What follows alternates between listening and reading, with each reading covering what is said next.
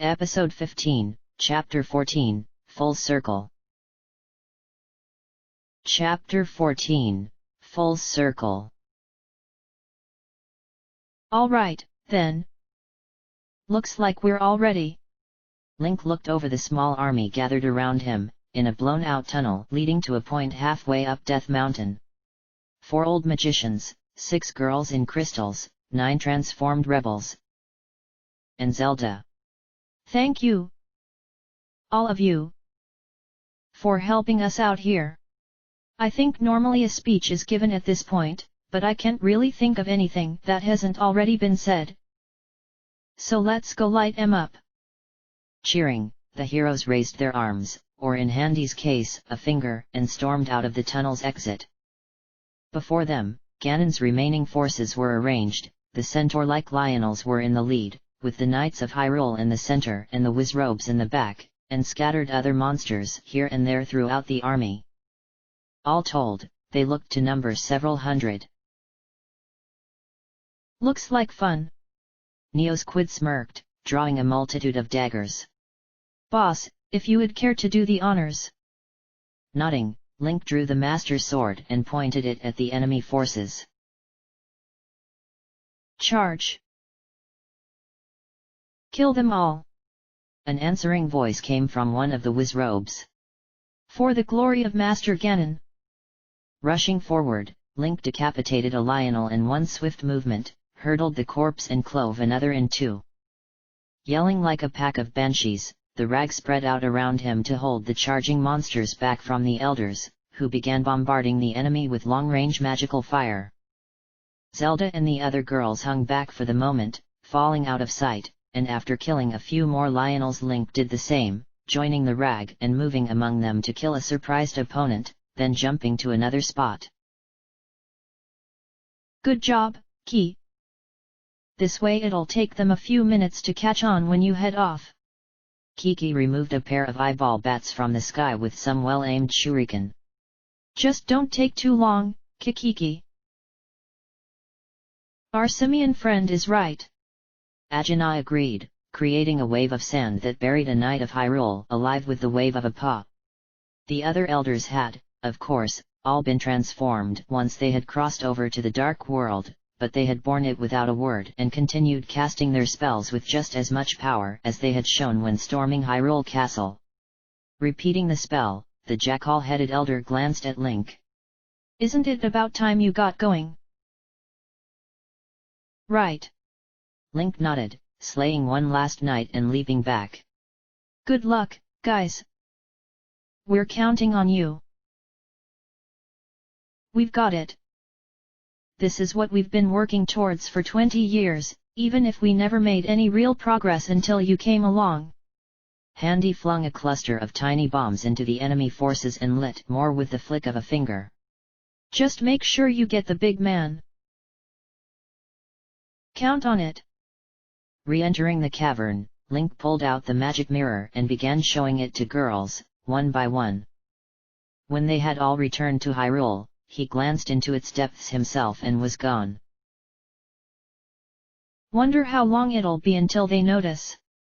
Neosquid glanced at his partner while driving a knife into a Hinox's eye. Who'd be in charge here with all the eyes gone? That'd either be Pardok, the Lionel commander, or Zectel, the Wizrobe leader. Handy replied after a moment of thought. Hope that it's Pardok. He's fairly dull, but Zectel was Mothula's second, and you know what that implies. Higher up the mountain, near the Tower of Ganon, Zectel glared down at them. The brat hasn't been seen in some time. He nodded, and raised his voice. Release it. Now. Further down, a pair of doors that had been camouflaged to resemble the mountainside swung open, and a pair of blazing green eyes glowed from the darkness. A moment later, the beast emerged, and all of the heroes' eyes turned to it. Shit! Another King Helmasaur! Neosquid yelled. We gotta stay on the main force, boss. We got this! Bug Off yelled. Along with him, the other 6 members of the RAG began carving a line through enemy forces to reach the monster. At the same time, the King Helmasaur was plowing through its own allies without a care to reach its prey. The enemy armies quickly got the hint and moved out of the way. I told you all how to beat this thing, right, Ki? Kiki yelled. We gotta take the mask off first, then hit the emerald. Yeah. Let's party. Whoa, look out! Bug-Off yelled, diving away along with the others as the spiked tail lashed out. Come on, Birdbrain, let's take to the skies and distract him. Grabbing Bomb Boy, he launched himself upward. Yeah. Grumbling, the avian rebel followed suit, and the 2 of them began firing razor-edged feathers and slingshot pellets at the eyes of the beast. Growling, the King Helmasaur belched fire upwards, without much effect. Hwa? Not too smart, is it? Show it what real firepower is, kid. Right. Bomb Boy pulled several green spheres from a pouch around his waist and lobbed them down at the mask. The explosions knocked a couple holes out of it, but the rest remained undamaged. Aw, man. Knew I should have used a stronger formula. Bah, it's fine. Ramses assured him, charging. The King Helmasaur saw him too late. Before it could hit him, he struck its mask in the most damaged area with a mighty headbutt. Crumbling, the mask fell apart. My turn now, Ki. Kiki hurled shuriken into the exposed gemstone, and the enraged Helmasaur King turned its fires upon the land-bound RAG members. Not good enough, big boy. And here's the finishing touch. Brutus delivered a smashing kick to Ballio, whose surface now had huge iron spikes glued on. Goal!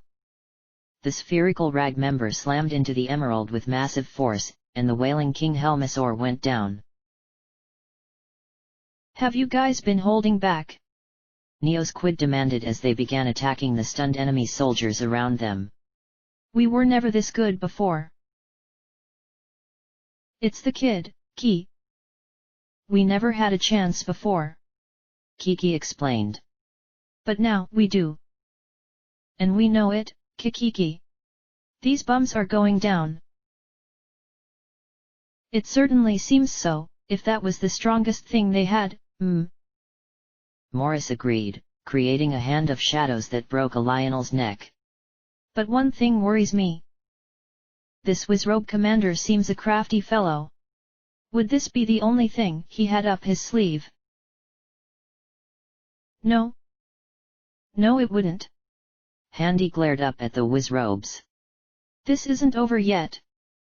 And then, beyond even them, the massive, glowing energy field around Ganon's tower flickered and vanished in a flash of white light.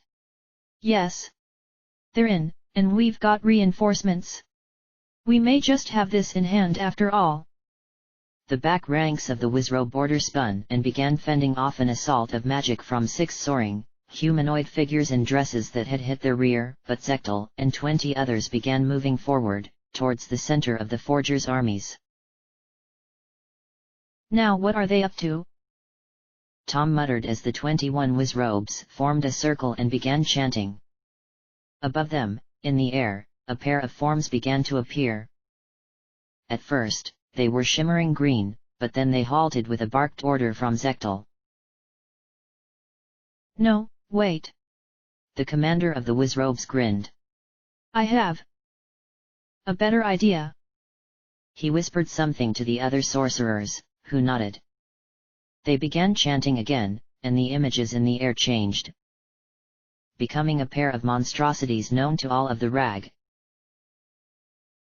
Mothula and Blind. Bug-Off murmured. But the kid said he killed them. He did. Look, they're kinda transparent. Ballio noticed. They're just some kind of reflection. Fakes. But they're still bad news. Zectal wouldn't waste time with mere illusions, so even if they're not the real deal, they might still be able to fight like them. You serious? Man, what we gonna do then?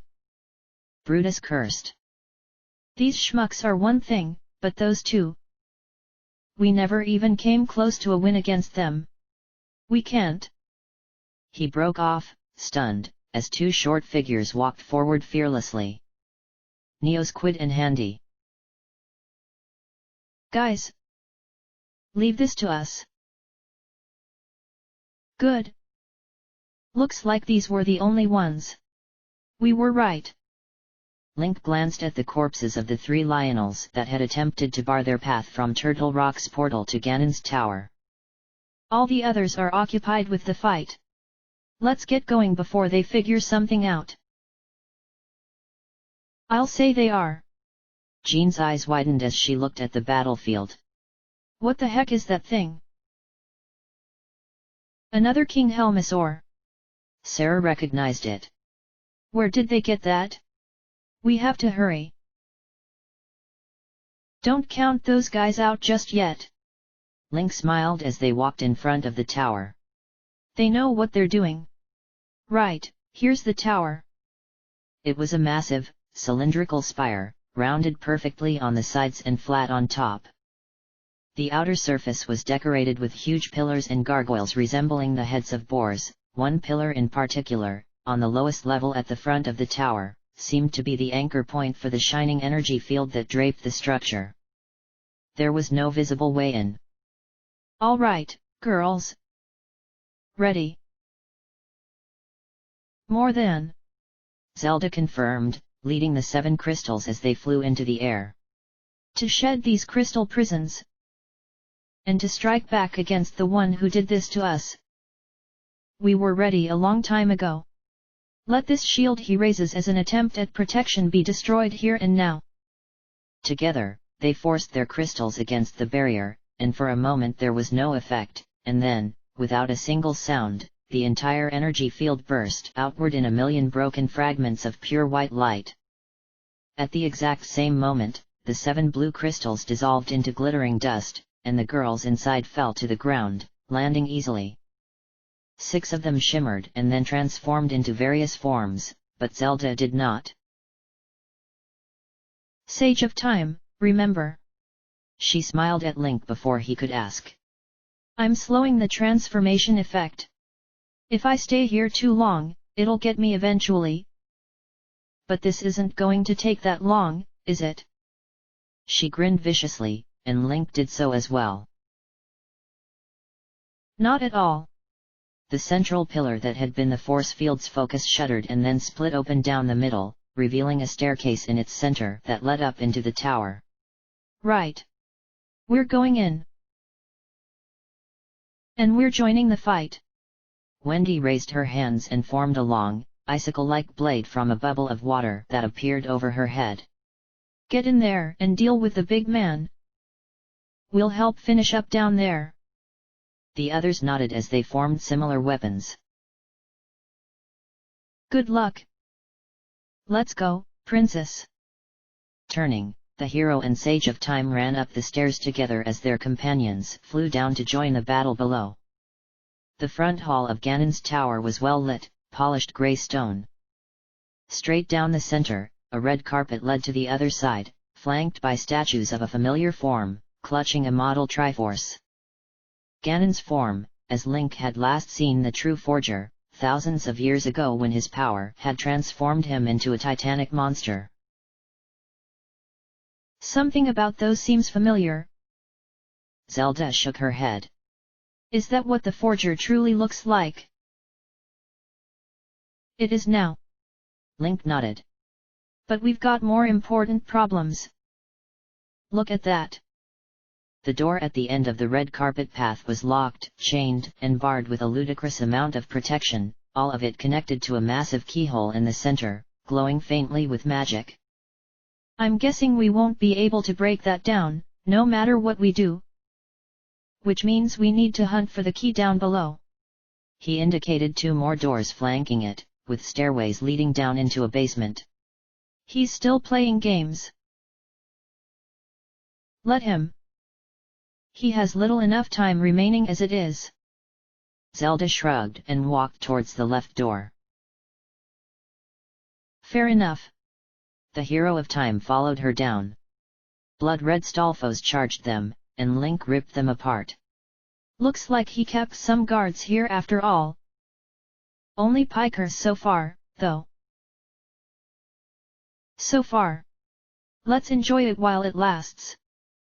Zelda decomposed one into bone dust with her right hand. Always the cynic, aren't we? Link muttered as they walked into a room filled with chasms. All right, I can use my hook shot here. You need a ride, or can you fly like the old guys? I can manage. And rulers have to be cynical. At least when not in public. The job sucks. Zelda levitated across to another door, one of several. Should we just pick one? Why not? It's not like we have a map. Or if we'd be able to trust one we'd find down here anyways, at this point. Link shrugged and walked in. Immediately, the lower portion of the wall ahead detached and launched itself forward at him, the spikes covering it were overkill. Gah! Wrong way! Easy, boy! I've got you! Grabbing his hand, Zelda pulled him up into the air, and the trap slammed into the back wall below them. What's that thing back there? It was an orange portal, similar to the ones that linked the worlds. I've seen this before. It's a short-range teleporter. Link remembered them from the Palace of Darkness. Should lead somewhere else in this building. Let's try it. They stepped on it, and after a moment of transition, found themselves facing a wave of fire. I'm open to suggestions this time. Zelda admitted nervously as it roared down on them. Link smiled. No problem. I've got just the thing. The icy force of the ether medallion gusted forward and doused the flames entirely, leaving the way clear. The next room was a massive pit with no features aside from a ledge on each side. Looks like I'm flying us both over. Zelda noted. No, hold on. There's something here. Maybe. Link frowned, staring at a fire pit set on the opposite ledge. Drawing the fire rod, he lit it, and smiled as the increased light in the room reflected off of a path of transparent glass. Bingo! Crossing easily, he entered the next room, and immediately noticed that it had no floor. Crap! Zelda grabbed his arm as he fell, and they slowly descended into a room that was completely frozen. Ice covered every surface, and the room was piled with slabs of meat and other food items. Some kind of storage freezer? But what are those? Zelda pointed at 6 humanoid statues. 8 feet wide, wearing armor resembling that of the Knights of Hyrule. In their left hands, shields bearing the emblem of the Triforce. In their right hands, swords pointing upwards in an eternal salute. And on their heads, horned helmets with visible eyeholes. Eyeholes that glowed red as the statues began rumbling. Link's own eyes narrowed. So Ganon knows this spell too, hey? Figures. I'll handle this. No. Save your strength for the big guy. Zelda disagreed. A physical fight with these things isn't necessary. The Armos knights began hopping around, but the princess remained in the air above them, glaring down. These are but enchanted stone. The originals stood the test of time, but these were made in haste, by one with far less skill. This stone is ordinary. Let it wear away. The air around them began to shimmer strangely, and the Armos knights paused. And then, all 6 together, they crumbled into dust and fell apart. Lying in the remains of one of them was a golden key. And there's what we're looking for. You've been practicing, I see. Link whistled, pocketing the key. I had a lot of time to think. Zelda shrugged. Let's head back up. One problem. Link shook his head. The teleporter's one way. We'll have to find another path back. Let's try that stairway over there instead of returning to the put room. Taking said stairs back up led them to a room with another teleporter. Hold on.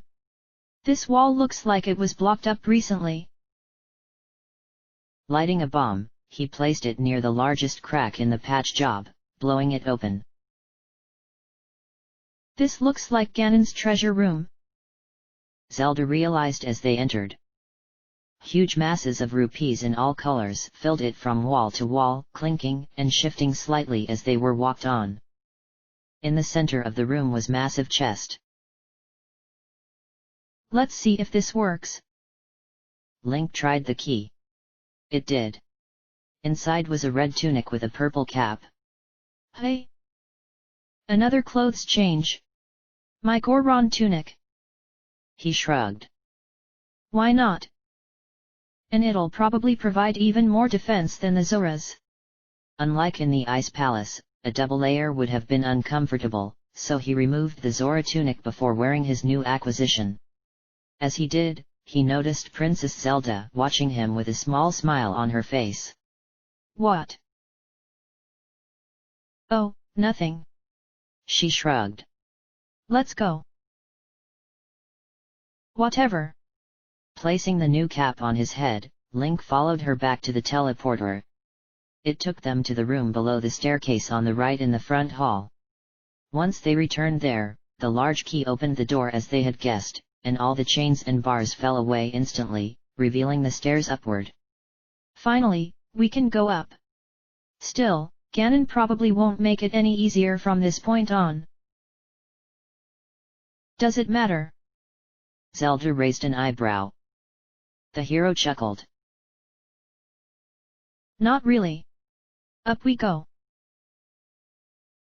Below the tower, on the battlefield halfway up Death Mountain, the bulk of the enemy forces had backed away, clearing the area to allow the two reflections of Blind and Mothul a clear room. Only the 21 Wizrobes who summoned them remained in place, concentrating to keep them stable. Zectel. So you're the big shot here. Neosquid greeted the enemy leader coldly. Just what are you trying to pull? A technique taught by Milord Ganon, whelp. Zectel sneered. A reflection, he called it. Summoning up a magical duplicate. He told us to copy his current form, but this is so much better. The Wizrobe leader grinned savagely. So these two fools can have their last stand. With them and the others gone, I shall stand by Milord Ganon's side now. I am his eye. And they are failures. It's only fitting that their forms serve me now. Dumbass! You're nowhere near them.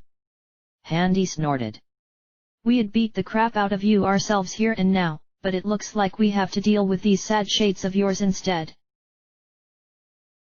Ha! You beat them. Zectel laughed. You tell me I'm way below them? For 20 years, your pitiful rebellion accomplished nothing. Every time you fought the eyes, you could only run. And now you want to meet them in combat? This should be amusing to watch. It's like Kiki said. Before now, we never had a chance. We knew it. There was no real hope. But now... Neosquid glared at the Wizrobe leader. The kid. He's up there right now, kicking your big bad boss's butt. He's going to win. And before we can leave this nightmare behind, we need to win against our enemies too. Even if they're just images. We can't lose any more. This time, we'll beat them. Zectel's grin vanished. You become annoying. Time for you to shut up and die, methinks. Obliterate them, my servants. Obediently, the reflections of Blind and Mothula charged, taking to the air in the latter's case. Glancing at each other, Neosquid and Handy separated and faced down their opponents separately. We'll just see about that. Time to settle this dispute once and for all. Charging, Neosquid launched himself towards Blind like a spinning top, flipping himself upside down to balance on his pointed body. All 8 tentacles flung out, each clutching a dagger, and he slammed into the grinning demon's chest with a noise like a buzz saw. Roaring, Blind breathed a gout of fire downward, and Neosquid sprung back, burning. Unconcerned, he rebounded off a cliff face and lunged again, this time going for the neck. Daggers flashed, and the head flew off. 1 down. Ha! You forget so easily. Zectel laughed, then frowned as Neosquid landed on the neck stump for a moment before jumping after the flying head. I meant 1 head, not 1 bad guy, idiot. Before it could spring to life again, the head sank with daggers stuck all over it. Neosquid grunted, pulling them out. How you doing, partner? Could be better. Only one way to do this, and it's gotta be just right. Handy yelled, scrambling frantically across the ground and dodging Mothula's strafing runs. The flying demon was silent, but her 3-way shots of energy rings were as deadly as ever, carving deep trenches in the ground. With her flying abilities, it seemed there was nothing Handy could do to fight back. You just concentrate on yours. I'll bring her down as soon as the moment's right. Got it, ARGH. Neosquid had taken a moment too long in retrieving his weapons, sprouting a new head. Blind had hit him with a laser eye beam. Tumbling for a moment, the angry squid righted himself. Damn, that hurts. Just as much as the real thing. He grinned. Excellent. I wouldn't feel right if this boy wasn't just as bad as the real deal. Hope he's watching, wherever the hell he is, so he can see me finally kick his ass. Turning away, he began climbing the cliff wall behind him, using his daggers to dig into the cliff. You can't run, idiot. Zectel called mockingly as the reflection of Blind charged the cliff face and spewed fire up. Heh? Who's running? Backflipping over the flames, Neosquid landed on Blind's back, directly behind the head.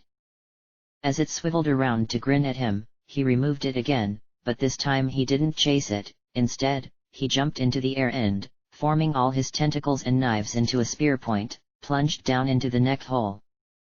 The severed head rose and lunged at him, breathing fire into its own body. The entire form became covered in flames, but no new head emerged. There was only Neosquid, grimly stabbing downward further and further, seeking vital organs. Everybody's eyes stared at the burning wreckage, even those of the Wizrobe Order and the reflection of Mothula. Bingo! Handy grunted, lighting a bomb and dropping it on the ground, then grabbing a large, flat rock and placing it atop it, then scrambling aboard. This is the craziest thing I've ever done, but hey, whatever works. The bomb exploded, and although the rock was mostly destroyed, one chunk larger than the others was propelled straight upwards, with Handy clinging to it grimly. It soared even higher than Mothula, and the white-gloved maniac pushed off, flying back over his enemy. Scores of bombs tumbled out of the wrist hole, and Handy flipped around, bringing his flint-tipped index finger to each and every fuse. Both he and the bombs slammed into the reflection of Mothula's back, and the flying shade of the Eye of Ganon was covered in explosions. Silent as always, the blasted wreckage fell instantly, spiraling down and colliding with the flaming remains of Blind, and as both shades collapsed, the 20 Wizrobes controlling them screamed and fell to the ground, convulsing. For a few moments, there was nothing visible but smoke. And then Neosquid and Handy pulled themselves up and stumbled forward, charred and crispy, but still alive. There! We beat 'em! Neosquid muttered. Now we can leave with our heads held high. Guys! Old farts! Gals! it's up to you now. Handy continued. Bring em down. We're out. The pair of them tumbled forward, unconscious.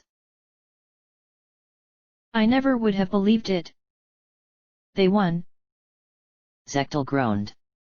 Around him, the 20 wizrobes that had helped him summon the reflections were no longer moving, only the master of the order stood upright.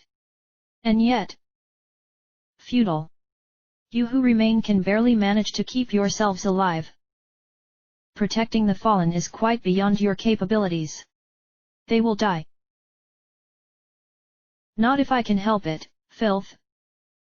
An old man's voice disagreed. Transformed with the head of an owl, yet still wearing his sage's robes proudly, Sahasrahla walked forward. You're the head of your order, then. The wizrobes. Let's see what your magic can do against mine. Zectel strode forward. Very well. Those two surprised me, but you're past your prime, old man. I'll be happy to put you down. Bringing his hands up, he fired a crescent-shaped beam of energy that Sahasrahla easily avoided. Several more followed, and the owl-headed elder avoided them as well. My turn. Muttering, Sahasrahla's eyes blazed, then emitted a blinding flash that caused all, including Zectel, to cover their eyes. Damn it, you had to use that one. Morris growled, holding Mole's claws in front of his face. What oh? When the light had vanished, Sahasrahla was behind his enemy. You're through. I think not. Zectel raised his hands again, but now the energy beam fired from his back, flying to the rear and striking Sahasrahla in the chest.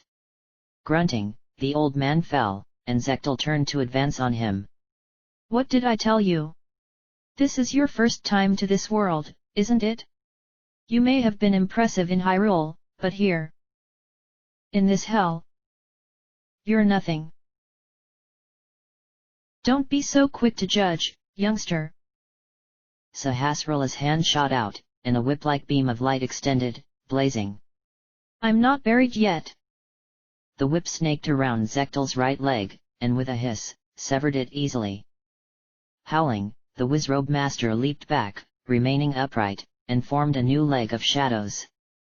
Next was a weapon of his own, a trident of darkness that pinned the elder's whip to the ground.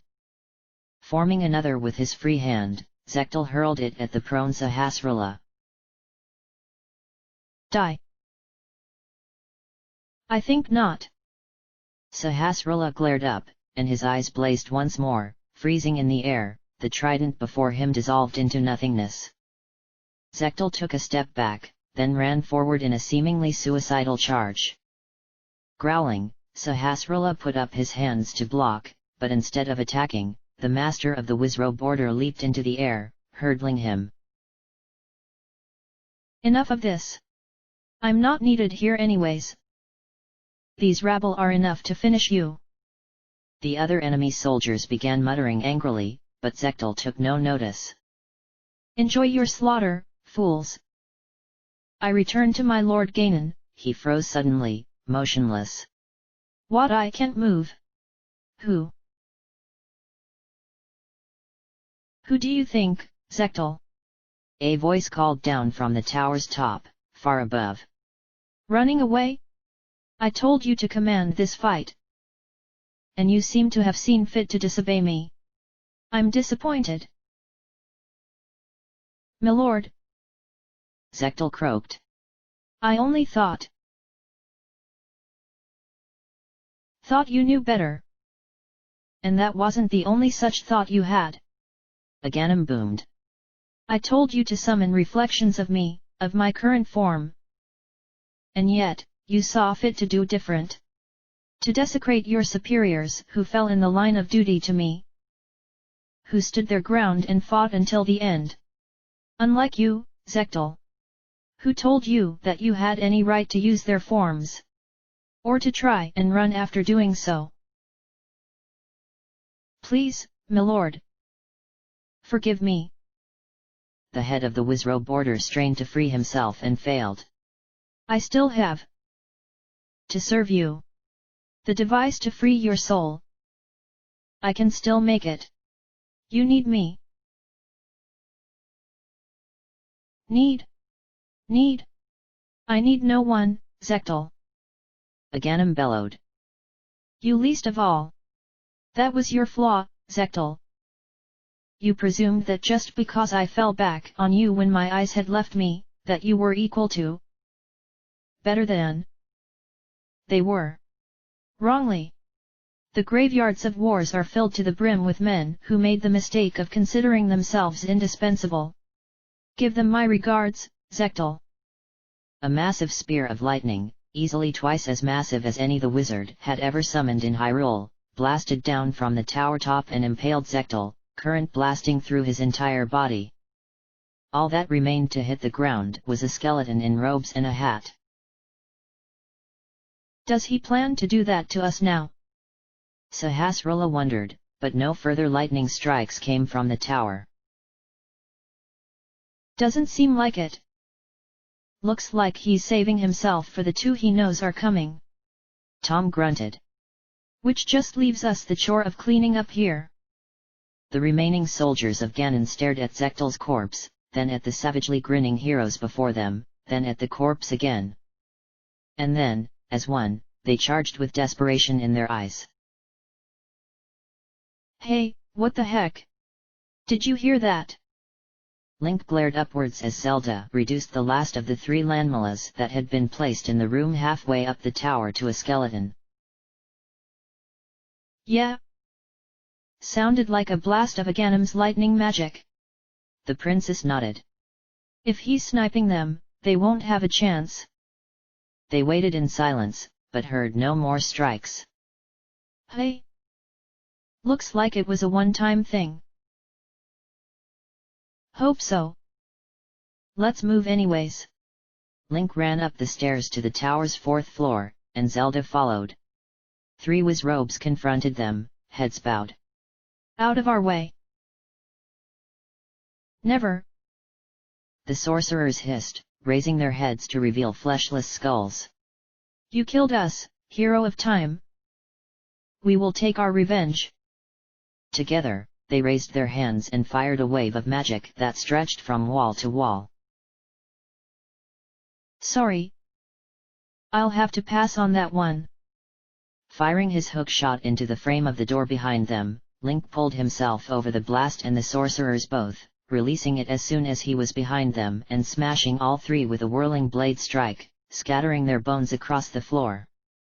One by one, he smashed the skulls, rendering them lifeless once more. I know the trick of animating a skeleton, but that's a new one on me. Zelda admitted. Dead wizrobes still being able to use their magic. Oops, Knights of Hyrule. A pair of bull-headed soldiers were patrolling a narrow bridge. Link charged immediately and swept them off the sides before they could attack. No problem at all. Not anymore. Next. The next room had 4 more undead wizrobes, and after that was another bridge with 4 knights. Both proved ineffective. Does he actually think these will stop us, or is he just trying to waste time? It's probably that weakness towards high drama of his you taunted him on at Turtle Rock. Zelda guessed. Don't know how you knew about that in the first place, but it seems true. Whoa, hit the deck. The final room of the floor faced them with a solid line of laser-firing wall eyes. Zelda dived down, but Link calmly stepped in front of her and blocked them with the mirror shield. Dusting herself off, Zelda stood back up. Show off. Whatever works is cool. Link shrugged, indicating the next set of stairs. Walking up, they entered a long, wide hall even larger than the one at the entrance of the room. Here, however, all the statues had been smashed to rubble, and even the walls were battered. After the Armos Knights and Landmalas, it's not hard to guess what the big guys put in here. I assume you'll want to bring it down too. My pleasure. Zelda cracked her knuckles as a fully grown Moldorm raged out from behind a thick stone pillar and charged them. Holding one hand out, palm first, she slowed its charge to a crawl, then casually walked around behind it and grabbed the end of its tail with her other hand. Link stared as she levitated the entire monster into the air and began spinning it around until it was nothing but an olive-colored blur before releasing it, sending it flying into and through the outer wall, out of the tower and over the sky of the dark world. "Feeling spectacular, are we?" the hero commented, looking down through the hole. "Ah, good. Looks like they've got the battle pretty much in hand. Handy and Neo's Squid look like they've been through the ringer, though. Wonder what happened." "I can sense that they're still alive, at least." Zelda smiled. "They'll be fine. Let's go hold up our end." "Right." Walking up the stairs at the far end of the Grand Hall, they entered the top floor of the tower. Side by side, Link and Zelda walked down one last hallway, ignoring numerous doors on both walls. At the end was one last locked door, with the symbol of the eyes of Ganon hanging over it. Unlocking it with the key, Link kicked it open. "All right, Ganon. We're here. Took you long enough." Ganon turned away from a hole in the shattered glass wall in the back of the room. "I was starting to get bored, waiting up here. Although what you did with the Moldorm was a nice touch. The battle below stopped being interesting about 10 minutes back." "That was when you threw something in, right?" Zelda growled. "Oh, you heard that?"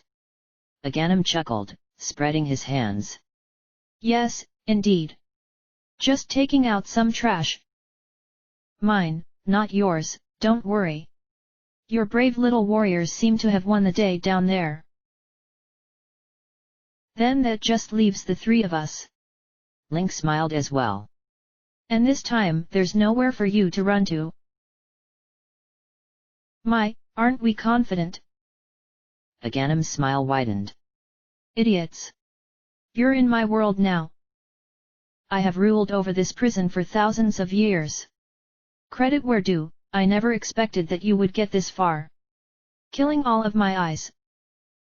But then, I suppose that's my own fault for not remembering the last time you came against me. Time after time I underestimated you. First when I originally claimed the Triforce, and then when you began reclaiming Hyrule. And then when we came together in my original fortress." "Enough nonsense!" Zelda cut him off. "I don't know what you're rambling about, and I don't care. What I know is that here and now, we're bringing you down." "Oh ho!" Ganon chuckled. "So, you don't remember? And you haven't sought to remind her, Link? How foolish of you! Do you really think she'll stand a chance in this fight without remembering her full potential?" Link remained silent, nodding at Zelda, whose eyes began glowing as she hurled a sphere of glowing energy at one wall. Where it struck, the stone dissolved, smoking, into dust. "My strength has increased greatly since we last fought, Forger. I've got more than enough to bring you down." Link raised the Master Sword. "What she said. We're not here to chatter. We're here to finish you. So what say we get to that?" The wizard shrugged. "Heh. As you wish." Ganon raised his hands, revealing a sphere of darkness clutched in each. "But don't think you're the only ones who have put this time to good use in preparation." The shadows in his hands flew out and landed next to him, then expanded, forming duplicates of him. Partially transparent, wavering images.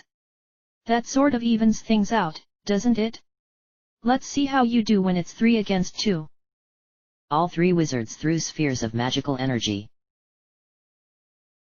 "All too easy."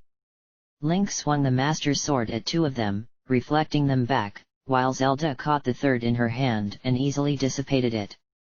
The energy blast which struck the illusionary Aghanim on the left passed through him without effect, but that which hit the true Aghanim caused him to grunt in pain. You've still got that fatal, fundamental weakness. Your own power turns against you. And as long as it does, you can't win. There's no way at all. My, aren't we quick to judge? The three Aghanims melted into the shadows, and sprang up in different corners of the room. What now? Please. Link stood in the center of the room, and Zelda in the unoccupied corner. All three wizards fired at the hero of time, and he calmly used the whirling blade strike, knocking all the magic away. As soon as one of the three foes registered the hit, Zelda launched her own attack, a spear of white light, piercing his shoulder and then dissolving. Unconcerned, Aghanim and his doubles shifted positions again, forming in a triangle. This time, two of them aimed at Zelda while the third fired a cluster of smaller blue spheres at Link. Shrugging, the hero of time held the mirror shield up and blocked the attack while Zelda destroyed the energy blasts from the other two. They weren't harmed, but neither was Aghanim. Ha ha! Why don't we try that one again? Aghanim chuckled, preparing to repeat the attack. You know, I'm actually glad you two came this far. It puts a sense of closure on the entire affair, you know? How many times is it now that all three of us have come together to do battle? 4. Your arithmetic seems to be as bad as your aim. Zelda taunted him. It's 2, not 4. Really? Aghanim's eyes twinkled. I seem to remember a meeting at the top of another tower, where a place called Hyrule Castle once stood. And a meeting soon after, in the ruins of said tower, where you sealed me away. The princess flinched. I swore a vow of vengeance against the two of you for that. And now it's come time for me to fulfill that vow. He and his duplicates fired in the same pattern as before, but this time Link and Zelda were prepared. The princess levitated herself into the air, while the hero ran south, remaining across from Aghanim. When the three attacks met at the center of the room, Link struck them all. The cluster of blue spheres shattered in his face, but the two energy blasts were both sent into the real Aghanim's chest, and as a follow-up, Zelda hit his other shoulder with another lance of light. Steadying himself, the wizard's eyes began glowing. That's it. Enough fun. Link barely had enough time to bring the Master Sword up in order to defend against a massive lightning strike, much more powerful than those he had unleashed in Hyrule, and much longer lasting.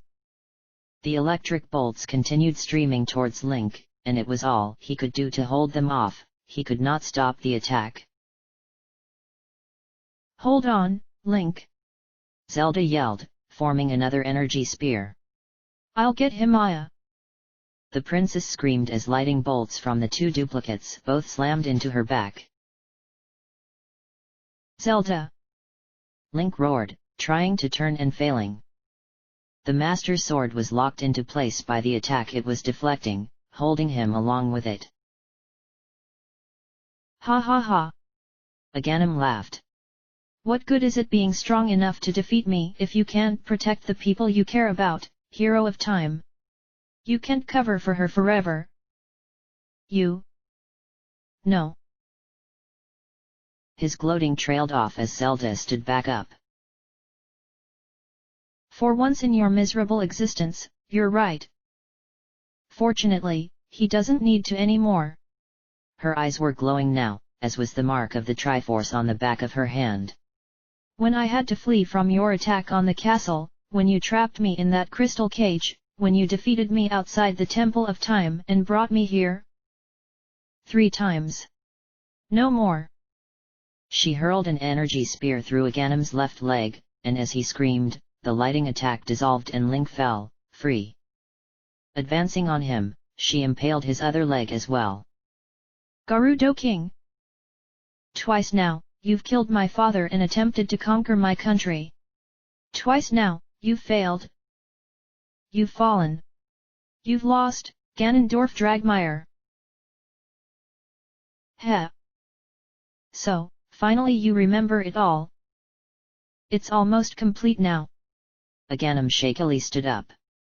But you're mistaken if you think this fight is anywhere near over. Zelda smiled coldly. Am I? She snapped her fingers, and Aghanim grunted as all 4 energy lances she had struck him with reappeared, piercing the places they had struck. He froze, motionless. Another snap of her fingers, and his 2 duplicates were similarly transfixed. Against both the hero and the Sage of Time? You think you stand a chance in that borrowed body? Wrong? Fatally so. Link. Yeah. Link walked forward towards the helpless wizard. So, what shall it be? The Master Sword probably won't work on you. So we'll have to kill you with something else. Arrows, maybe? Bombs? Hook shot through the skull? How about some of my own magic? Maybe the good old megaton hammer? Or should I employ my secret weapon? Something I picked up from my house before the attack? Aghanim stared as, from his pack, Link pulled out another sword. Smaller and plainer than the Master Sword, but still well crafted. My uncle's blade. Unlike the Master Sword, it has no qualms against harming the descendant of a sage. Let's give it a shot, shall we? You'll accomplish nothing. Aghanim croaked. I am Ganon. Death holds no power over me. Yes, I heard about what happened when Father Brian snapped your neck. But you know, that doesn't mean you can't die. Link took up a stance for a flat thrust of the blade. It just means I need to do something like this. His uncle's sword ran straight into Aghanim's chest, piercing his heart. The wizard screamed, and his body began contorting, but Link wasn't finished. Sahasrahla gave me a few pointers, but I'm still not sure I'll do this right. But we've got to try, right, Princess? Right. Zelda walked up to him, and they each put a hand on the hilt of the sword, the hands bearing the Triforce emblem. Aghanim's screaming doubled in volume, and his contortions increased, as the 3rd Triforce emblem on his own hand began wavering. It needs something more. Just a little more. You mean like this?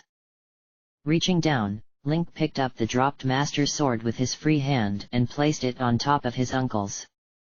As the blades touched, Aghanim's screaming died off in a gurgling sigh. The Triforce mark on his right hand flashed, and a moment later the entire limb exploded violently. Aghanim's duplicates dissolved into nothingness, as did Zelda's lances of light, and the wizard's body fell to the ground, broken. Yes. Link smiled. We did it. Now then. Did we get him for good, or? There was a moment of silence. And then a deep, booming bass voice. What do you think? From the back of Aghanim's body, a hazy, ethereal form rose. The form of the massive monster they both recognized as Ganon. Yes. Yes. I live. All you have done is free me from the body I was trapped in, fools. That's nice. Zelda sighed and smiled. The point stands. We beat you again. And by the time you return to your true body, we'll be long gone. It's been fun, Forger. We'll have to do this again sometime. Oh, yes indeed. Ganon purred. Very, very soon. Go ahead and flee back to Hyrule. And prepare my palace for me. I'll be along shortly. Link and Zelda froze, motionless. You're lying. Link snarled.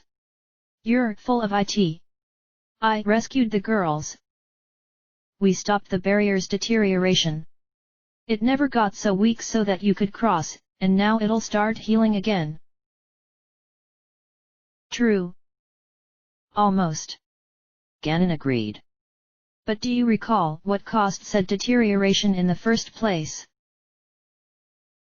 Of course. Zelda snapped. A massive blow to the barrier, caused by. Her skin went pale. By. All 8 of us. Crossing from Hyrule to the Dark World. Oh, goddesses. An effect which you repeated in full when you came to attack my castle.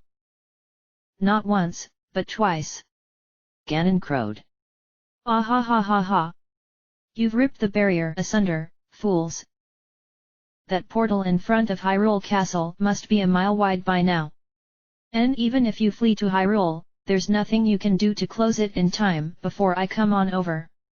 All that was needed was for me to vacate this body. A risk, but one I felt confident in. And I was right. I never die. You've secured my victory. Thank you very, very much. Now then. I'd estimate you have 10 minutes. Maybe, just maybe, if you go to Hyrule right now, and make for the border without bothering to warn anybody else, you can be out of my range before I get to you. But I wouldn't count on it. Or maybe you could just give up and spend your last few moments here in a moment of passion between the two of you. Ha ha ha. Whatever you want to do. It matters not.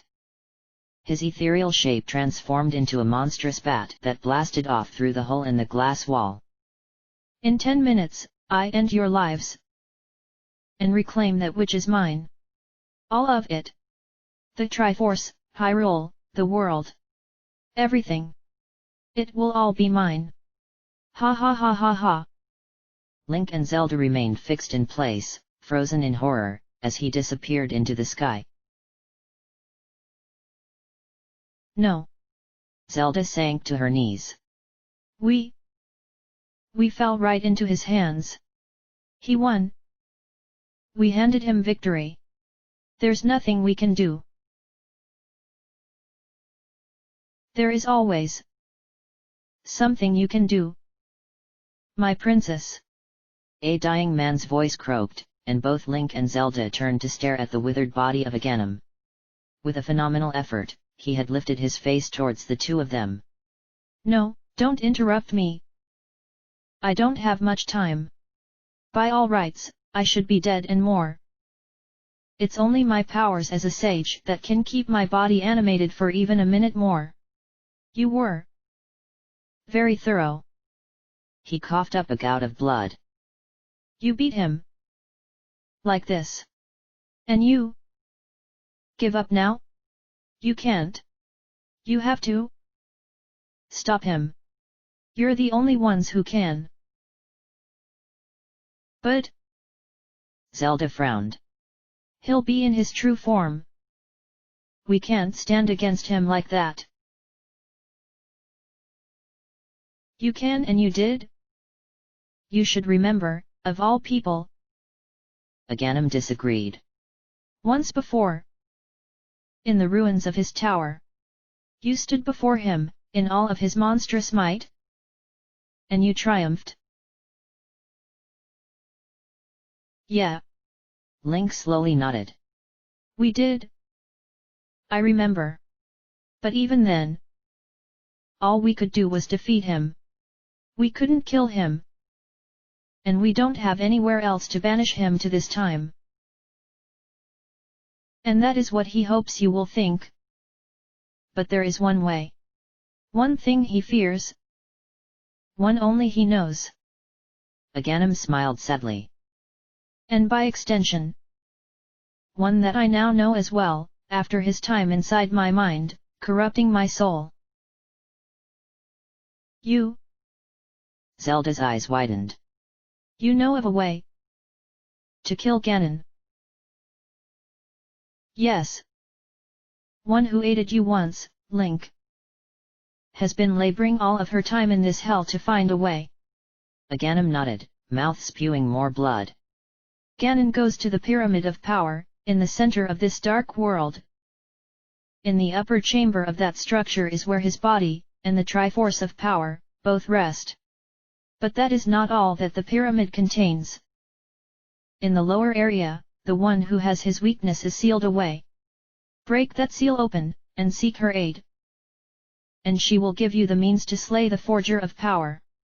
It, and you, are the only hopes Hyrule has now. His eyes turned back in their sockets. I am such a fool. I caused all of this strife. I know that this small gesture cannot make amends for what I have done. And yet, if it leads to the salvation of my beloved Hyrule, then I have not completely failed in my task. Link, Zelda. Finally, I can add my blessings to those of my 7 fellows behind you. Go. I beg you. You can. You will. Triumph. His breath faltered, and then stopped. Link slowly drew his uncle's sword from the wizard's chest, then turned towards the hole in the glass wall. Come on, Zelda. We've got a job to do. But... Zelda blinked. How can we reach the pyramid in time? I have an idea. Link pulled his flute, as he still persisted in thinking of it, out of his pack. This never worked in the Dark World before. But this instrument still has power. Especially in our hands. Perhaps it will sense our need. And make this possible. He played the summoning tune, and at first there was nothing. But then the flute began to glow, and a shimmering in the air grew into the flying familiar bird. Cawing, it took Link's hand, and he grasped Zelda's palm in his other. Let's go. Yes. Zelda nodded, and the bird took off, flying out of the Tower of Ganon. Wait, hold on. How can we break the seal open? Link smiled. I've got contacts. Bird, down there. The bird obediently took them into a dive over the battlefield, where the fighting had ended. Boss! Neosquid yelled. What's going on? Seriously bad news, and no time to explain it. Link yelled. You still have that Armageddon apple? Sure do. Handy scrambled over to Bomboy, who removed it from a cart. Grabbing the monstrous sphere, the white-gloved hand hurled it straight at them, and Zelda caught it easily despite its size, holding it by the fuse. There you go. You two just go do what you have to. We'll be waiting for the story when you're done. Right. Link grinned as the bird flew away from them. Thanks, guys. All right, Birdie. To the foot of the pyramid. Ahead of them, now only a spot in the distance, they could see the monstrous bat Ganon had become. As it neared the top of the pyramid, it swooped up, then nosedived straight through the roof, ripping a wide hole open. Right. Let's just hope it takes him a few minutes to wake up. Oh, goddesses! Ganon had been right, the massive, vertical blue square of energy was now at least a mile wide in front of the pyramid. Cawing, the bird dropped them between it and the structure, and Link ran up the first set of stairs to the face of the second level.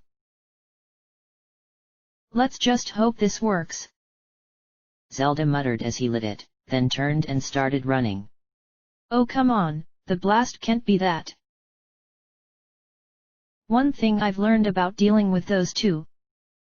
When it comes to making stuff blow up, they're the kings. Link grabbed her. Get down. They dived to the ground, and a moment later, the apple exploded with a sonic disruption that defied noise. Even in their prone positions, the hero and the princess felt the heat wave from the explosion scorch their backs. After a few moments, they stood and stared. The entire front of the pyramid's second layer had been blown away, along with a good portion of where it had been sitting. Even beyond the crater, the stairs were scorched and blackened for at least 30 feet. I don't want to know what my dress looks like, before you even ask. Zelda growled. Now then, where's this prisoner he spoke of? Oh. Oh, my. Link slowly smiled as a great fairy, tall and majestic, glided out from the hole. You know, I kind of had a feeling it'd be you. What was that? The great fairy of courage blinked. I am grateful for my freedom, of course, but that was a bit surprising. Oh. Link, Zelda. It's you. She suddenly frowned. And this ominous power I'm feeling. Ganon. Long story short, we've got 5 minutes before he blows this place sky high and barges back into Hyrule 50 feet tall and belching doomsday. Link explained. Somebody in the know told us you've been working on a way to bring him down permanently. We need it, now, or everything that's been done to hold him back, ever, will all be for nothing. The fairy's eyes widened. Well then. Since you put it that way. First, give me your sword. Link nodded and handed her the Master's sword. As I thought. It has weakened considerably. Whoever tempered it did a good job, but could not quite restore all of its strength. Now, though. The blade began glowing, as golden as the sky above them. Now it is restored. All of it. And this can kill Ganon now. Link took it eagerly, then paused. No, wait. It was at full strength when we fought him in his true form before, but I couldn't kill him then. No. That is only the first step. Now, the Master Sword will be able to cripple him, as you did before. And that's where these come in. The fairy stretched out her hand, and silver dust began to coalesce around the arrows in Link's quiver. This is what I have been creating ever since Ganon sealed me away. You remember the arrows of light, that could disrupt Ganon's dark powers, yes? These are the upgraded version. The silver arrows. You will have to weaken him considerably before you can use them, for he will not be brought down easily by the same trick. But if you can hurt him to the point that he is no longer able to guard against them, then these arrows will allow you to strike the finishing blow. Thanks. Link bowed quickly, and Zelda did the same. All right, Princess. Let's go. I won't be much help in the actual fight, Zelda informed him as they ran up the steps of the pyramid, towards the hole in the top. My time magics were weakened against Ganon. His true form will be practically immune to them. So I'll focus on his Triforce of power. My own control of the Triforce of wisdom is rudimentary compared to his grasp of his own peace, but as long as you keep him on the move, I should be able to counter his attempts to bring the Triforce into play. He'll have to use his own strength. And even that may be not enough. I beat it before. And I'll beat it again. You know that, now. Link paused in front of the gaping hole at the pyramid's peak. This is it. He drank one of the 4 blue potions he had packed for the assault, then offered a second to Zelda. No. She shook her head. You'll need it more than I. Take it. He insisted. Please, Zelda. I'd never tell you this normally, but after everything we've been through today, you need it. I don't want to lose you now, after everything we've survived so far together. Please. All right. Zelda drank the potion. But Link. Whatever happens down there. Kill Ganon. You have to. No matter what. It's the only chance Hyrule has. We'll win. Link assured her. We have to. Here. Use this so he won't attack you. He handed Zelda the invisibility cloak. Let's do it. He drew the Master Sword with one arm, and held her hand with the other, and together, they jumped down into the darkness. Landing on hard stone, they looked around in the darkness. What's down here? can't see a thing. Allow me. A familiar, deep bass voice growled, and 4 fire pits in the corners of the room flared to life. The entire room was constructed of solid gold, reflecting the firelight over and over again, solid bricks 2 feet square forming the floor, ceiling, and 3 of the walls.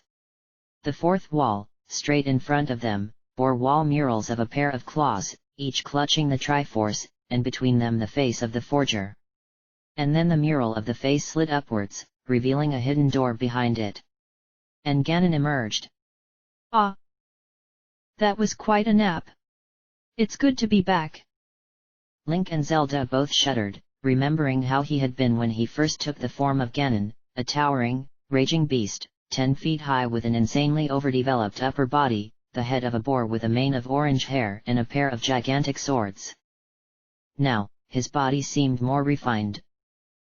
That of a human, albeit an extremely tall and muscular one, clad in leather armor and a blood-red cape. A human skull on a pendant hung around his neck, and the swords had been replaced by a double-headed trident of bone. But Ganon was not a human, as was plainly visible from 2 things: first, the shaggy blue fur that covered his skin, and second, the head of the boar that still topped his form, eyes glowing fiercely. Looking down at them, Ganon blinked, and then began to chuckle. Ha! Ha! Ha! So, I'm not just seeing things. When faced with the last few minutes of your lives, you charge headlong into your deaths. Decided to go down fighting futilely.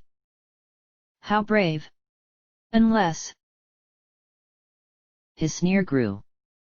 Unless you actually, somehow, think you have a chance. Heh!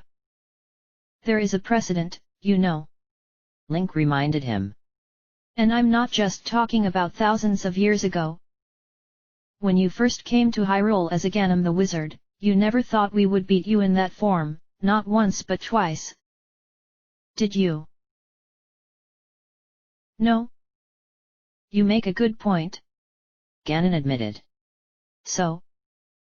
Best not to take chances, He raised his arm, displaying the Triforce mark, and there was a flash of light.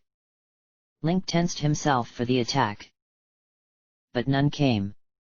There was only Ganon staring at Zelda, whose own Triforce emblem was now glowing continuously. You? Stop that! He grinned. You actually wish to pit your mastery of the Triforce against mine? Ha! Perhaps you can block my attempts at first. But not for long. I have spent millennia here, mastering the Triforce of power. Your Triforce of wisdom may be just as mighty, but you know next to nothing as to how to properly use it. All you can do is block my attempts for a short time. Before long, I will overpower you. Wrong. You won't get the chance. Link yelled, charging. Ganon's eyes widened in surprise again as the Master's sword slammed into his right arm. Here and now, we're finishing this. Finishing you. Once and for all. Heh? Are you quite done? Ganon smirked, unconcerned.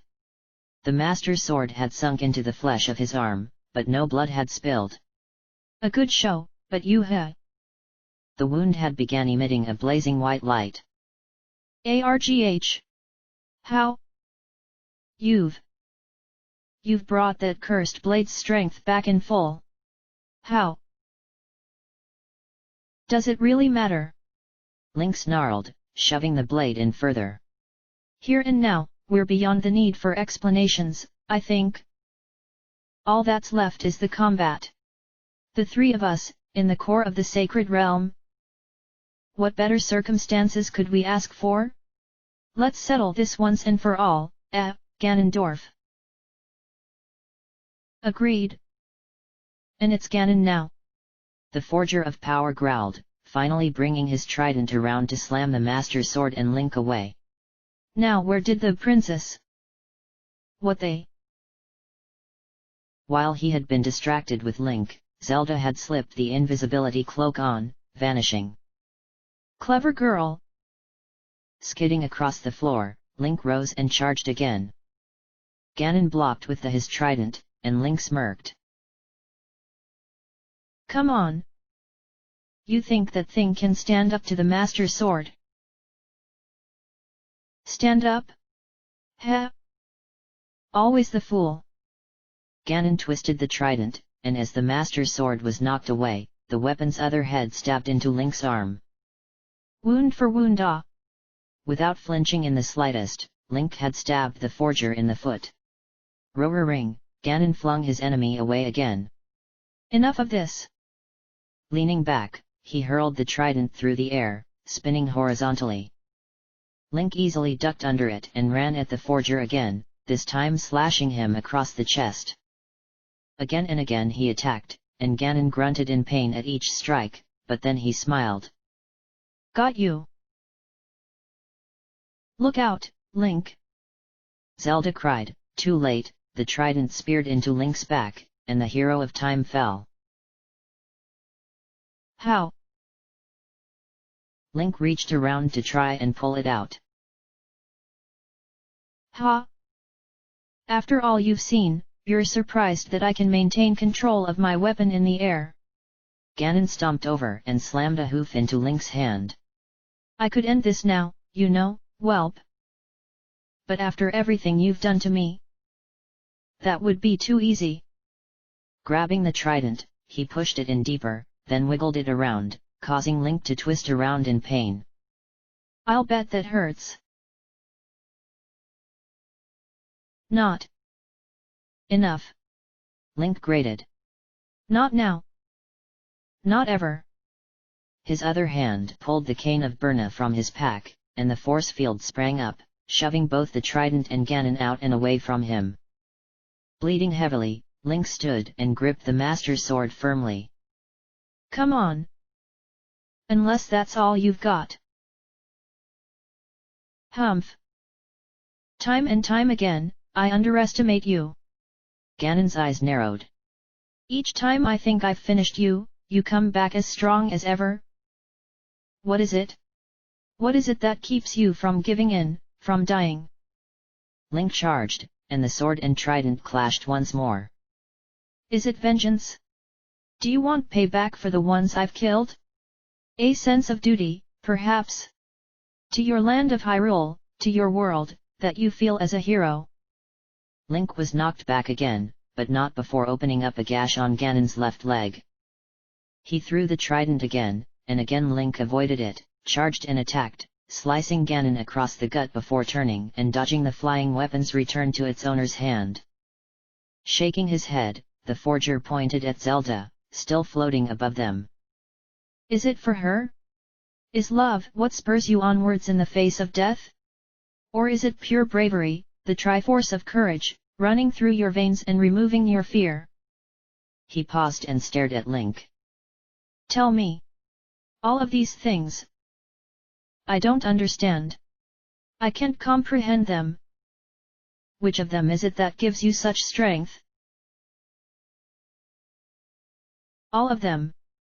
Link replied, breathing heavily.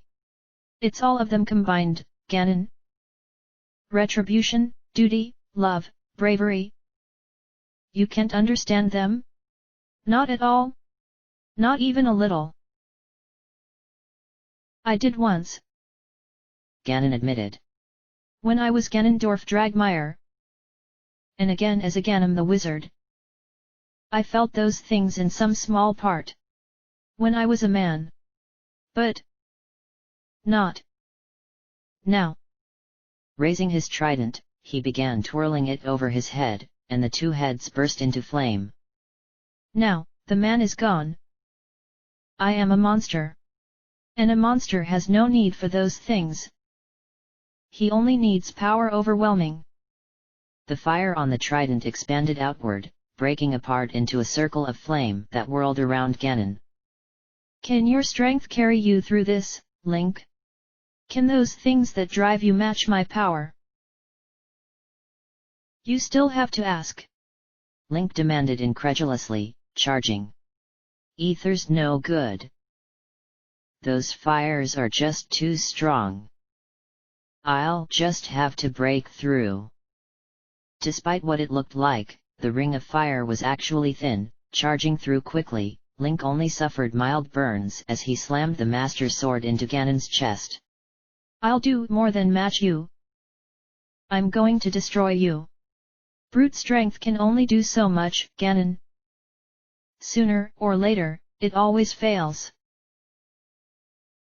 Ha! Ganon grinned. But I don't have just any brute strength. I am the essence of power itself. Got you again. Link whirled around to see the circle of fire splitting apart, changing form, and becoming bats. Bats of fire and flame that swooped at him head-on. Pulling away from the forger, Link dodged one bat after another, until Ganon's trident smashed him to the ground, and the last of the fire bats followed it, hitting him full in the chest and covering his body in flames. Ha ha ha! Ganon crowed, readying his trident for impalement as Link rolled around to douse the fires. Do you still think you can match me? He threw the trident at Link's head, but the Master Sword flashed up and knocked it away, blocking it even through the pain of the flames. Snarling, Ganon reclaimed it as Link stood back up once more. Always. Pulling one of his 2 remaining potions from his pack, Link drank it. I'll always get back up. I'll always be here. Every time you come at me. At Hyrule, I'll strike back. You can't get rid of me, Ganon. No matter how hard you try. Or Zelda either. Both of us will always be here. Here to stop you. To bring you down. Bah! Ganon snorted, creating another circle of fire. Bold words, as always. But the fact remains. You are mortal, and I am not. Struggle all you like, it will all be the same in the end. Think so? Link charged through the fire field again, but this time he chose a different target. Ganon's left shoulder, that of the arm holding the trident aloft. So then, what happens if I do this? This time, he ignored the fire bats as they hit him, one after another. The flames spread over his body, but he pressed his assault on the forger's left arm, hacking and slashing into it in a dozen places. Roaring, Ganon slapped him away with his right hand, but the damage had been done. The left arm was mangled, unable to raise the trident overhead and spin it to summon the fire bats. Again, Link managed to douse the fires covering his body, and again he stood, scorched but still alive. As I thought. That body of yours still has to obey some physical laws. You're left-handed. You can't wield that thing with anywhere near the same power using your other arm. And now that left arm is too torn up to pull off that trick. Perhaps. Ganon conceded. But I can feel that mine isn't the only side to suffer losses. His eyes upwards, to where Zelda was floating around somewhere, invisible. Link. I can't hold him back much more. She panted. Ha! And therein lies your fatal flaw. Ganon purred. No matter how strongly you fight, the fact remains that you lack any means to finish me. I am immortal. You've never been able to kill me, no matter how hard you try. Even with the Master Sword, my life is the one thing you cannot take from me. And this time, you have nowhere to seal me away, no further prison to throw me into. I'm staying right here, and sooner or later, you'll both run out of steam. It's a valiant effort, but you can't win. Really? Link charged again, and when the trident came up, he slammed it away fiercely, jerking it out of Ganon's weakened hand. In that case, what do you call this? Pulling his bow out of his pack, he loaded a silver arrow into it and fired in one swift motion, aiming for Ganon's maimed left arm. The bolt of silver slammed home, and Ganon doubled over in pain. Arg! Another light arrow, Like before? Painful, I'll grant you, but hardly. Guh. The forger's eyes bulged outward as every wound in his left arm suddenly began emitting silver light. And then the entire arm exploded, blowing apart into nothingness. Arg! Screaming, Ganon grabbed his trident in his right arm and charged like a bull, smashing Link with the weapon like a club over and over. How? How? What have you done? So it works. I'll admit, for just a moment, I was worried. Link grunted, weathering the blows. But it looks like she was right. Your power isn't impossible to overcome. They're called the Silver Arrows, Ganon. And as you've seen, they can do what even the Master Sword can't. Bringing up said sword, he smashed the trident away from himself. They can kill you. He fired another silver arrow, this time into the wound in Ganon's chest. The forger screamed as silver light blazed out from the cut, but he did not fall. Looks like it'll take a few more. But you can feel it, can't you? Mortality. It's coming back to you. I can win. I have a way now. And as long as there's a way, I will triumph. Enough! Ganon roared, gripping his trident again. You forget, boy, there's one thing you still rely on. A gift from me. One that I think it's time I took back. The fire pits in the corner of the room suddenly flickered, and then died, and the room was pitch black once more. Ha! Now what? I can see in the dark, but you have no such luxury. Link smiled. You think this will stop me? I have my own light to call on. You're not the only one who can play with fire. The Bombos medallion burst into life, filling the room with flames, and relighting the fire pits. Immediately, Link saw Ganon standing over him, trident descending towards his head. For one moment, the sudden burst of light caught the forger off guard, and Link was able to knock the trident away and fire a third silver arrow into the chest wound. This time, Ganon fell to his knees as the holy light blazed through his veins. Feeling afraid yet? Even a little? Just a tiny bit? I'm curious. Not at all. Ganon grinned. You are doing well, lad. But don't get me wrong. Even now, I feel no fear. Fear is for men. And I am a monster now. So I see. Link grinned. Then, does that make me a monster too? Perhaps it does. Ganon stood again. All three of us. We are beings beyond the comprehension of anything, anybody, else. You two wear human forms still. But perhaps something inside you is just as monstrous as me. How else would you be able to stand against me for so long, to match my power even now?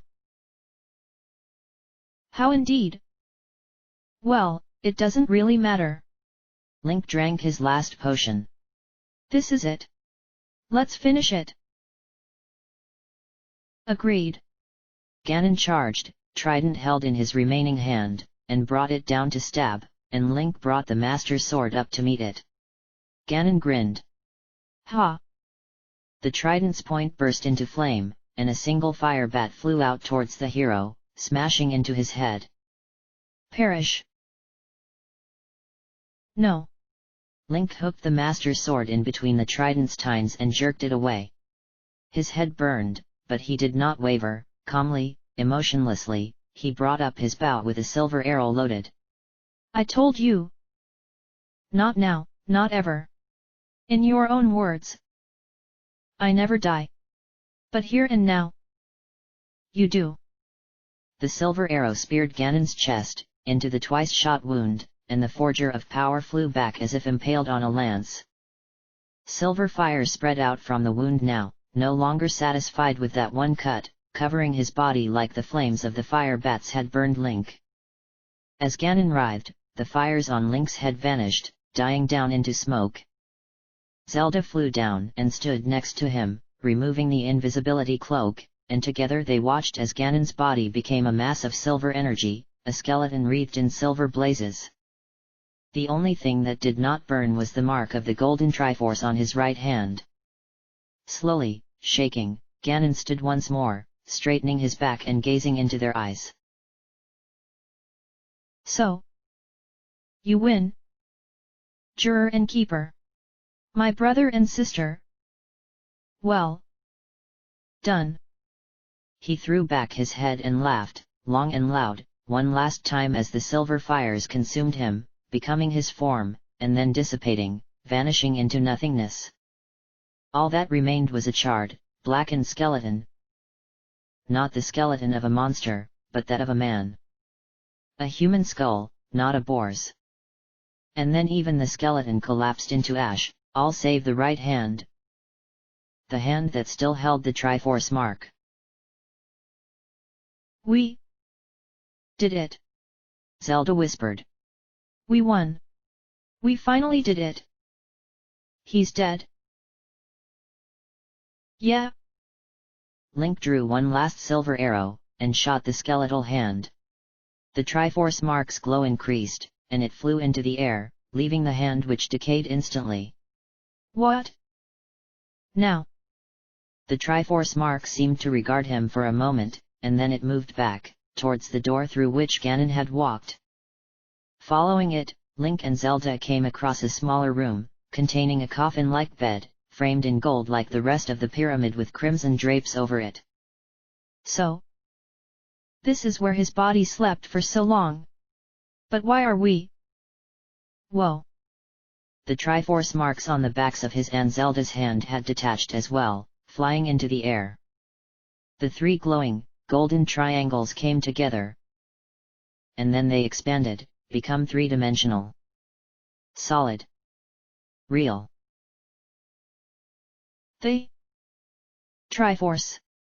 Zelda realized. It's come back together. For the moment.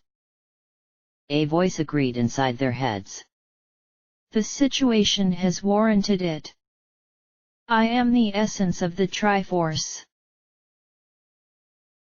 The Triforce is alive? Link wondered. No. I am simply a voice without a soul. I have no consciousness. Simply directives. The Triforce explained. I am an artifact. A tool. Left by the goddesses to grant the wishes of those who would someday discover me. By myself, I am not good or evil. Unlike the Master Sword, I draw my rules from a different system. Power. Courage. Wisdom. 3 factors. When I was claimed by Ganondorf Dragmire, I judged him compatible with only one of those. And so I sought out 2 who would maintain a balance. But now, that balance has been disrupted. You have destroyed the Forger of Power. Yes. Zelda nodded slowly. So, what happens to the Triforce now? Could we use it?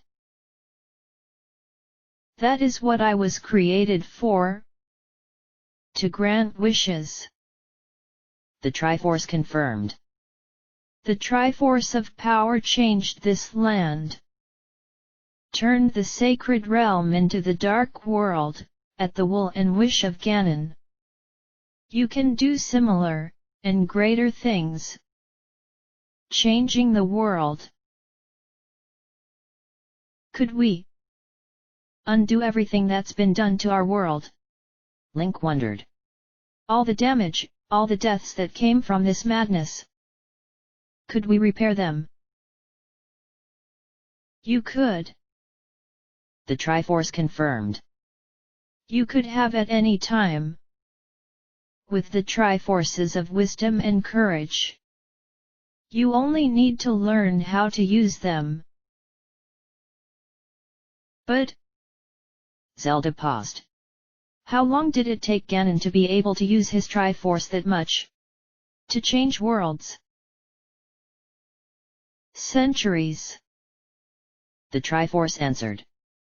Before, you two chose not to take his path, to extend your lives. Will you do so now? Link glanced at Zelda, and they both shook their heads. No. We stand by our choices. We don't seek immortal power like Ganon did. All we needed the Triforces for was countering him. And that's over now. So, we'll have to give the power up and be satisfied with what we've done. There is another way. The Triforce continued after a moment. If all three aspects are united in a common purpose, the Triforce as a whole can be used, much easier than the individual pieces. Well, why didn't you say so? Zelda smiled. Me and Link are agreed on this. And the Triforce of Power is without an owner now, unless... Her eyes widened. Wait. Are you saying? Yes. The Triforce confirmed. The soul of Ganondorf Dragmire is still in existence. And it is still tied to the Triforce of Power. After millennia in his role as the Forger of Power, even death cannot separate him from it. Then this was all for nothing. Link growled. He's still not gone. Do not be foolish, juror of courage. The Triforce admonished him. Ganon is dead. For now, Hyrule is safe. He cannot conquer it. True, he may return someday. But such a return will not be easily accomplished, and even if he is brought back to life, his knowledge and skill with the Triforce will be reduced by his time dead. You have won the day. Be satisfied with that. The artifact is right. A familiar voice echoed from below the Triforce, and a hazy, indistinct figure formed. A tall, proud man in black armor, with olive skin and red hair. Ganondorf! Zelda hissed. Yes. Ganondorf, not Ganon. And definitely dead. You saw to that quite thoroughly. The Gerudo King nodded. Well done, both of you. Now, don't get so angry about the possibility of my return someday. After all... He raised an eyebrow and smirked. You'll be there to fight me again, won't you? Slowly, Link smiled as well. Yeah. You punk. We'll be there. Come back as many times as it takes for you to get the message. We'll pound you into the ground each and every time. That's the spirit. Ganondorf laughed. Now then. It seems we have a deal to conclude. You want to return Hyrule to the way it was before I did my little stint as a Ganon. Yeah. Zelda nodded. And to bring everybody back. Everybody whose death came about as a result of your actions. My father. Link's uncle. Quincy, and Ganon. Father Brian, and all the Knights of Hyrule. We want to fix it all. And that's not all. Link continued. This place. It's been the Dark World for too long. I want to restore it. Turn it back to the way it was. The Sacred Realm. Fair enough. Ganondorf nodded after a moment. Well then. Let's see here. I think I can live with those. But I want a couple things done too. Let's hear them. Zelda growled. We still don't trust you, so don't get any ideas. Heh? Of course not. Well, they're simple enough. Ganondorf shrugged. First, let me get something confirmed.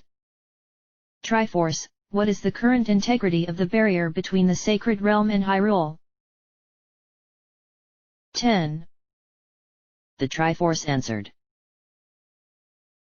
As I thought. So damaged that it would finish its own collapse within a few years anyways. Ganondorf nodded. So, my first condition? You wish to restore the Sacred Realm? Fair enough. Then let's do it all the way. The barrier's gone anyways. So let's do away with all this nonsense about portals before everything starts dumping through randomly, and solidify the connection at the original point. Behind the Temple of Time. Okay, that seems reasonable. Link nodded. We don't exactly want every Joe Schmo in the world going in there to muck around anyways. Exactly. Ganondorf nodded. If you want to restore it, then let's keep it that way. We'll have enough to keep the three of us busy in Hyrule from now on anyways. This realm has seen enough. It's time we left it alone. I won't be locked in here anyways when I come back, so there's no real reason to keep it like this. It's not like I have any attachment to the damn place. Hyrule is the domain I've always wanted. Stick to the point. You said you wanted things. Plural. Zelda remembered. What else do we have to do to get you to go along? One more. You wish to bring back the dead. Ganondorf remembered. Something that is well within the Triforce's capabilities as a whole. One part alone could not, but all three together. We can do it. So, in addition to all the people you'll be restoring, I want to tack a rider on that. He held up his hands. No, not myself. I know you would never agree to that. Just a few friends of mine. 5 of them. Link blinked. The eyes? Why? Weren't they just thugs to you? Servants? When I was a monster? Yes. Ganondorf admitted. But now, I am a man once more, albeit a dead one. Things have changed. My thoughts and emotions have. And not just now. When I was a Genom, I was a man then as well. It took some time. I had been a monster for millennia before then.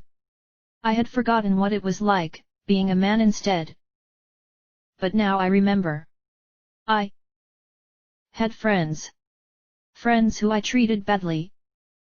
Who I sacrificed. Don't get me wrong, I'm not having a change of heart, I still think you're both do-gooder, sappy idiots who I'll get one of these days. But I owe the eyes more than that. So if we're bringing back the dead from this conflict, let them be restored as well. To human forms, with human sanity. To the real world. Call it a retirement plan. They only worked for me because they were trapped here anyways, so without me they'll be no threat. All right. Link slowly nodded. I can agree with that. Zelda. For a moment it looked like the princess was going to resist, but then she sighed. Very well.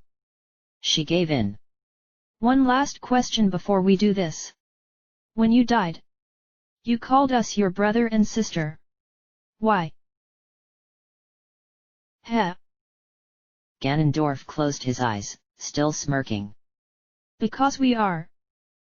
In a strange way. The three of us are attached to the Triforce. The Forger of Power, the Juror of Courage, and the Keeper of Wisdom. And maybe it even goes deeper than that. It's a question I've wondered about. The artifact will claim that any connection we have is because it chose us.